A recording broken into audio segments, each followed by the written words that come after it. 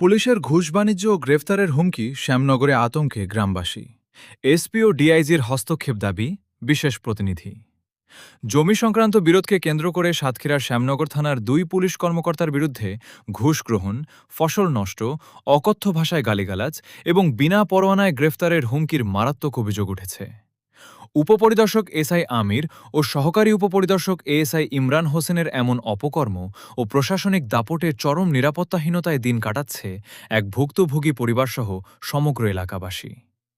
নিরাপত্তা ও সুষ্ঠু বিচারের আকুতি জানিয়ে খুলনার রেঞ্জ ডিআইজি এবং সাতক্ষীরা জেলা পুলিশ সুপার এসপি বরাবর মৌখিক আবেদন জানিয়েছেন চরম আতঙ্কে থাকা ভুক্তভোগী ও স্থানীয় বাসিন্দারা।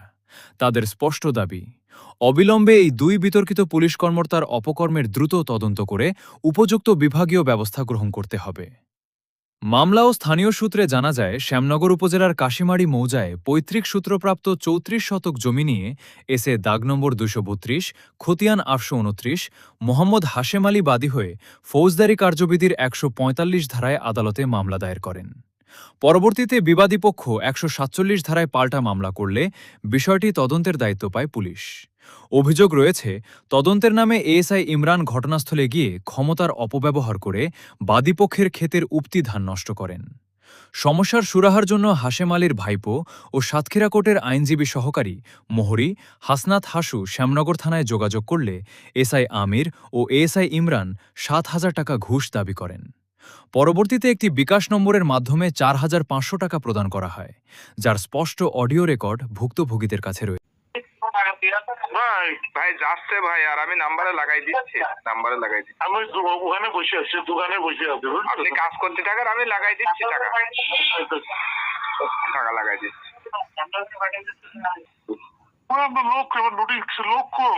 ওই লোক যেই সেই ভোটার আইডি কার্ড থুই গেল, তো আবার বাড়ি আনতে গেছে। আর ওই আপনার যে নাম্বার বিকাশ দিলেন না, ওতে আমি খরচ পাঠাই দিচ্ছি। সে গেল, কিন্তু ওই আগে তো আমার কাই লাগবে, তার দরকার আমার আগে বুঝতেছেন না। অবশ্যই আমি পাঠানোর ব্যবস্থা করতেছি, এক্ষুনি ওই ভোটার আইডি কার্ড রেখে আসছিলাম। ও বুঝছি। পাঠানো ফোন দিয়ে নেবো, ঠিক আছে? হ্যাঁ, ভোটার আইডি কার্ড নিয়ে জবাব আসছে। আর ওইটা পাঠালে ওর ফোন দিয়ে। হ্যাঁ, ওই নাম্বার। হ্যাঁ, ঠিক আছে। এরপর আদালত থেকে জারি করা ১৪৫ ধারার নোটিশ বাস্তবায়নের অনুরোধ জানালে উক্ত পুলিশ কর্মকর্তারা ক্ষিপ্ত হয়ে হাসুকে মুঠোফোনে অকথ্য ভাষায় গালিগালাজ করেন। এসআই আমির বলছি, কে বলছেন? আমি হাসনাত বলছিলাম। তো ভাই, আপনারা আদালতে মামলা করছেন না? হ্যাঁ। তো মামলা করে ওর জমি বিক্রি করেন কেন? আমি কি জমিতে আসছে, আপনার কাছে কি কোনো প্রুফ আছে? আপনি কি দেখছেন? তাহলে ওখানে জমি জলো কারা? আপনি যেভাবে দেখে গেছিলেন ওইখানে কি ওইভাবে আছে? হ্যাঁ, আপনি যেভাবে দেখে গেছিলেন ওইখানে কি ওইভাবে আছে? না, এখানে তো জমিতে রোয়া হয়েছিল, পুরো রাস্তায় পথ আটকা দেওয়া হয়েছে। আপনি ওখানে যেভাবে দেখে গেছিলেন ওইখানে কি ওইভাবে আছে? আপনি যেভাবে প্রথম দিন আসছিলেন ওইখানে কি? আমি আসিনি, আমি এসআই আমির, আমি আসিনি, আমি আজকে আসছি। তো আপনি যদি আজকে আসেন, আপনি আর দাঁড়াই থেকে ওইখানে এই কার্যক্রম গুলো যে করতেছেন, এটা কি কোনো মানে সাংবিধানিক কোনো আইন অনুযায়ী করতেছেন? কি কাজ করলাম? আপনারা ওখানে দাঁড়াই থেকে ধান গুলো আসেন ভাই, শোনেন, কোনো তো কথা না, আপনি আসেন, আপনার ওসি সাহেব দিছে, সালাম দিচ্ছে, তো আসেন থানায়, আসেন সকাল 10টার দিকে, তো আসেন ভাই। ওসি স্যার সালাম দিচ্ছে, তো আসেন। ওসি স্যার আমাকে সালাম দিছে? হ্যাঁ, ওসি সালাম দিচ্ছে, তো আসেন। আচ্ছা, ঠিক আছে, 10টার দিকে তো আসেন ভাই। পরবর্তীতে কাশিমারি বাজারে প্রকাশ্যে ঘোষণা দেওয়া হয়, হাসুকে কোনো পরোয়ানা ছাড়াই গ্রেপ্তার করা হবে এবং তার মোবাইল ফোন ট্র্যাকিংয়ে রাখা হয়েছে। আমাকে ঘেরা তুলি দেওয়ার পরে এবার ধান ইমাতা তো ওই মাথায় গেছে, ঠিক আছে, গাছপালা। আমার সাথে একটা কথা বলছে, ওই মানে আমার ওই ছেলে হাসুক শুধুমাত্র ওই থানায় আমার ওই সাজি ভাই আছে, আমার আপন সাজি ভাই, ও বলছে যে হাসু, তুমি ওই কেসের দিনটা কোনো দারোগা পরিচয় আছে, ওরা তো কেস করেছে, আজকে আমার কাছে যাওয়ার কথা, কিন্তু ওই জমিটার ওই কোর্ট থেকে নকলটা তুলে আনা হয়নি, তাই একটা দিন সময় দিলে আমরা নকলটা তুলে নিয়ে আসি। নাম হচ্ছে, আমি তো অত জানবো না, তা শুনেছি ইমরান।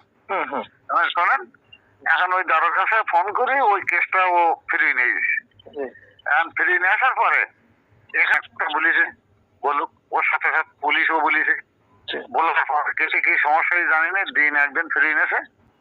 নেওয়ার পরে ওখান থেকে ওই দিন ফিরে এনেছে বলে ওই দারোগার ওর পরে রাগ হয়ে গেছে। যাওয়ার পর কি করেছে কি না করেছে আমি জানি না। এখন আমরা ওই আমার ছেলে ওর ওই টাকা দিয়েছে 4,000। মানে ওই ইমরান দারোগার খরচ করছে বাবদ টাকা দিয়েছে 4,000। আচ্ছা, এইবার দেওয়ার পরে ওর ওই কথা বলিছে, বলার পরে ও করিস কি এই যে বিরোধী পার্টি আছে এরা মিথ্যে কথা বলিছে, মানে ওকে বাটা লাগাইতেছে, দে ওরকা বলতেছে এখান থেকে ধান সেল উঠাও, ধান উঠাও। এবার ওরা লেগে গেছে, লাগিয়ে যেয়ে ওখান থেকে ধান সব উঠাচ্ছে। দেখুন ওই আছে আর কি করতেছে, আর যে পুলিশ দারোগা আছে বিভিন্ন দিক থেকে লোক তাড়াচ্ছে। তখন আমি কি করি, আমার বলতেছে যে তোমার এই বাড়ি থেকে চুরি পড়েছে। আর এই দারোগারা এসে প্রত্যেকের বাড়ি বাড়ি এই বাড়ি ঘা দিতেছে, মুখ কা দিতেছে, সে ভাষা আমি বলতে পারবো না মুখে আর কি। চলে গেল, চলে যাই ওই মাছের কাছে যাই একটা দারোগা এসে আমার কাছে ফোন দিল, আমি সালাম দিলাম। আমি বললাম হ্যাঁ কে বাবা, চলতেছে এসআই আমির, আমি কি সংবাদ? তা ওসি সাহেবের ওখানে তো আসেন, একসঙ্গে বসে একটু চা খাবো, আপনার লাউ থাকলে অবশ্যই সন্ধ্যেবেলা আসেন। তা আমি বললাম ঠিক আছে। তখন তো এটা 83 রয়েছি, তাই না? 60-70 বছর বয়স, এখন এত তাড়াহুড়ো খাওয়া যায় না। তা আমার নাম ঠিক আছে বলা, সন্ধ্যেবেলা দেখা করবা। দেখা করার কথা এই কথা বললাম, বলার পরে ওরা চলে গেল। চলার পর ওই দুই দারোগা ওখান থেকে ওই একটা 45 কেস করা হয়েছে, সেই 45 কেসটার আর ওরা একটা কেস করেছে 47 কেস। হাসুর এর কোথায় ফেলে জন্ম দিয়েছিলে তোমরা বলো, আর এর বাপ কি করে, কোথায় ফেলে জন্ম দিয়েছে, এর সালা আমলিগের গোষ্ঠী মুখ তমুক এখানে সেখানে বিভিন্ন রকম কথাবার্তা, ওখানে যে অসভ্য ভাষা এই যখন বলিছে, বলার পরে ওখানে সেটা চলিয়েছে। ওখানে রাজবা বলতে যাবো আমার ফোনে ওই তুমি তো এটা বলছো না, আমার দিতেছে। এখন আমি কি করতে পেরেছি, কারা টেকিং দিতে টিভিতে আনতো, তাহলে এইসব লোকজন যে ওই আবার ওই এখানে আবার বলেছে যে ওর 14 গোষ্ঠী কোন জায়গা জানে, ওকে আমি তুলি নিয়ে আসবো শাশুকে। হ্যাঁ, ও কোথায় আছে এখন ওই ফোনে ট্যাং করতেছে। পরে পর তখন আমি বললাম তুই এক কর, বৌমার পেটে তো বাসা। পুলিশের এই হুমকিতে আতঙ্কে ঘরবাড়ি ছেড়ে পালিয়ে বেড়াচ্ছেন 65 বছর বয়সী বৃদ্ধ ওহাব কবিরাজ। অন্যদিকে হাসুর স্ত্রী বর্তমানে আসন্ন প্রসবা। একের পর এক হুমকির মুখে পরিবারটি গভীর মানসিক নির্যাতনের শিকার হচ্ছে। এদিকে স্থানীয় অনুসন্ধানে উঠে এসেছে এই দুই কর্মকর্তার দীর্ঘদিনের বিতর্কিত কর্মকাণ্ডের চিত্র।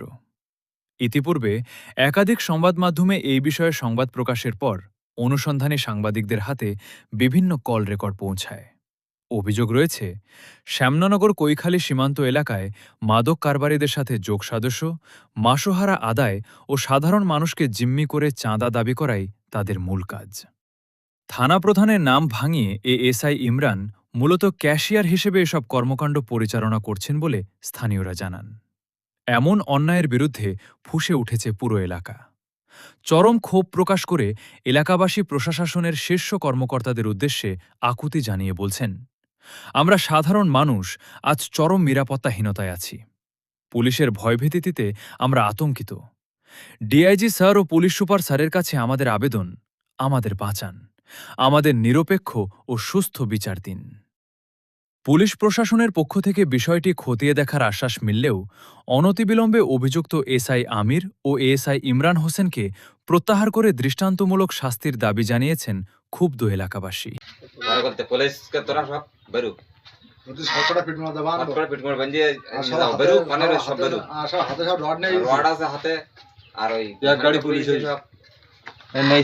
ব্যাটে ধরে নিয়ে যাচ্ছে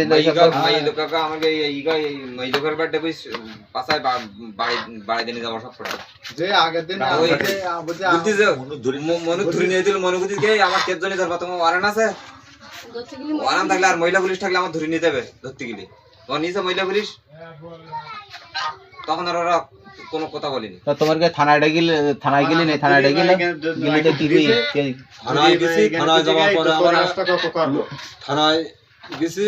থানায় যখন আমাকে দরখাস্ত যখন দিয়ে আইছি, তখন তারপরে এসে এইগুলো করতেছি পুলিশ। তারপরে আবার গেলি কি হই থানায়, তারপরে আবার গেলি না থানায়, তাই কি কি বলি পাবো খুঁজে